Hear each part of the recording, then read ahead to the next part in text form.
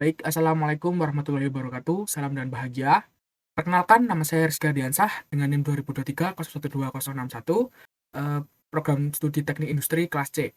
Di sini saya akan mempresentasikan tentang analisis dan pengendalian biaya pada UMKM keripik yang bermerek Sikriuk, penerapan konsep flexible budget, overhead variance, cost behavior, custom profitability, dan proses costing. Baik, lanjut. Baik, gambaran umum pada UMKM Sikriuk. Sikriuk adalah usaha kecil rumah yang memproduksi keripik singkong pedas dengan tingkat kepedasan ada tingkat sedang, pedas, dan ekstra pedas.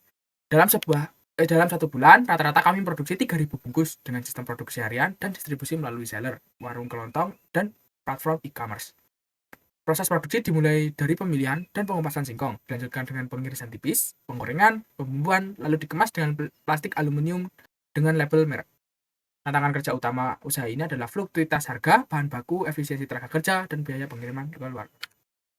Fleksibel budget dan varian analis. Kami membuat dua jenis anggaran, yaitu anggaran statis untuk kapasitas 3.000 bungkus dan anggaran fleksibel untuk menyesuaikan dengan realisasi produksi 3.500 bungkus. Dari perbandingan ini, kami bisa mengetahui efisiensi atau pemborosan biaya adalah komponen anggaran statis, anggaran fleksibel, dan realisasi aktual. Bahan bakunya 6 juta, anggaran fleksibel 7 juta, dan 7.350 itu adalah anggaran realisasi aktual.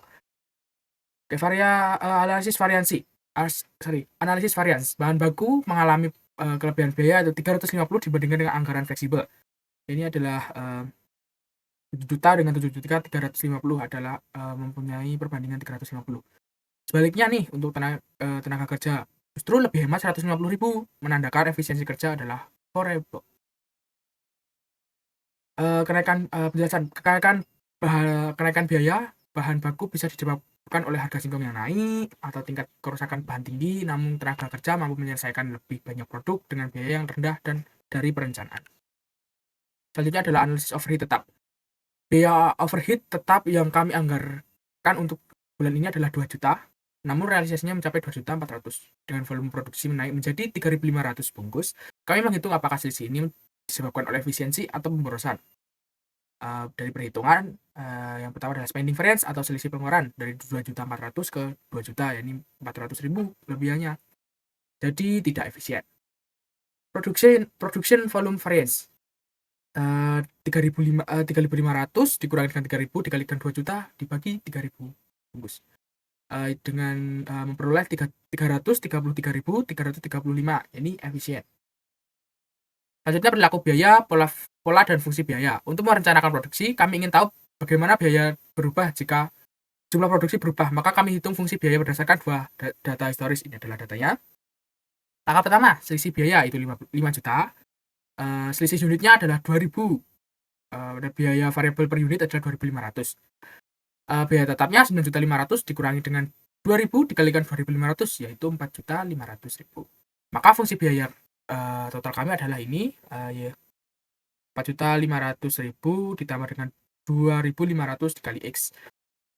Jika bulan depan kami memproduksi 3.500 bungkus, maka Y sama dengan 4.000 ya. 3.500 bungkusnya jadi X-nya ya. 4.500 ditambah dengan 3.500 dikali dengan 2.500. Jadi 13.250. Analisis keuntungan pelanggan. Kami mempunyai dua jenis reseller, ada online dan warung langganan. Masing-masing mempunyai karakteristik diskon dan biaya pengiriman berbeda. Tujuannya, kami ingin tahu siapa yang lebih menguntungkan. Ini adalah data dari keuntungan pelanggan dari warung A, volumenya 1,5, diskonnya 200 perak, ongkirnya 300.000, harga jualnya 4.000. Begitupun dengan reseller B, ini adalah data. Warung A jadi 5.400.000, dan yang reseller B-nya mendapatkan 3.400.000. Perhitungan biaya per unit atau proses costing. Produksi kami dilakukan terus-menerus dan melewati beberapa tahap. Maka pendekatan proses costing lebih cocok untuk menentukan biaya per unit. Data bulan ini adalah data bahan bakunya adalah 7 juta, tenaga kerjanya 3 juta, overhead-nya 2 juta, jadi total biayanya adalah 12 juta. Jadi output-nya unit selisihnya adalah 3.000 unit.